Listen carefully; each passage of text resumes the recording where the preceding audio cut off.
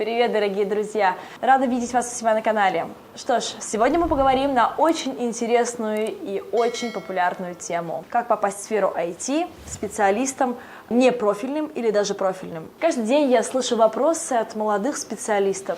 Как попасть в IT-компанию, как пройти собеседование, как написать резюме. И поэтому предлагаю вашему вниманию серию роликов на эту тему. Давайте разберем этапы трудоустройства в сферу IT сегодня. Шаг первый, как по мне самый важный, вы составляете действительно хорошее, правдивое и максимально структурированное резюме. В резюме следует указать свое имя и фамилию, контактные данные, включая современные мессенджеры, ссылки на LinkedIn, ссылки на ваш сайт или на ваше портфолио. Для разработчиков это может быть GitHub или Bitbucket, а для дизайнеров, например, Dribbble. Здорово, если вы сгенерируете на эти ссылки QR-коды и вставите их в свое резюме.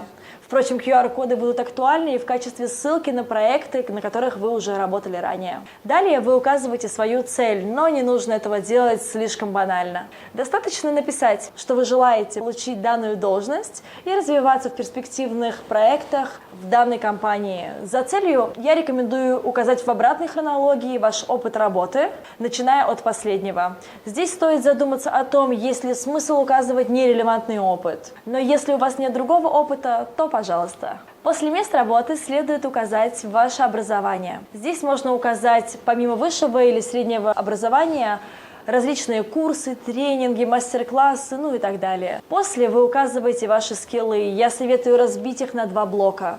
Технические скиллы и софт-скиллы.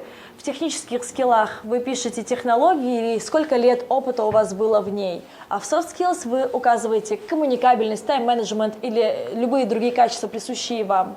Отдельным блоком я рекомендую выделить раздел «Иностранные языки» или просто «Языки». Вы указываете свой родной язык, затем вы указываете тот иностранный язык, которым вы владеете лучше всего, и указываете тот скилл, тот уровень, который у вас есть. Если вы не уверены в своем уровне языка, то я вам советую пройти изначально тест на уровень иностранного языка, если это английский или немецкий или любой другой язык, а позже уже более точно приложить эту информацию в свое резюме. В конце вы можете разместить раздел «Hobbies», в котором вы расскажете о своих увлечениях, а также вы можете добавить раздел Other. В этом разделе вы можете написать о том, есть ли у вас загранпаспорт, о наличии какой-либо визы, о желании ездить в командировки или о невозможности этого делать, а может быть даже о возможности релоцироваться в другую страну или в другой город, в котором есть дочернее предприятие вашей компании. А также некоторые кандидаты, например, датабейс-специалисты, иногда прилагают в свое резюме скриншоты сертификатов, которые они получали на протяжении своей трудовой деятельности.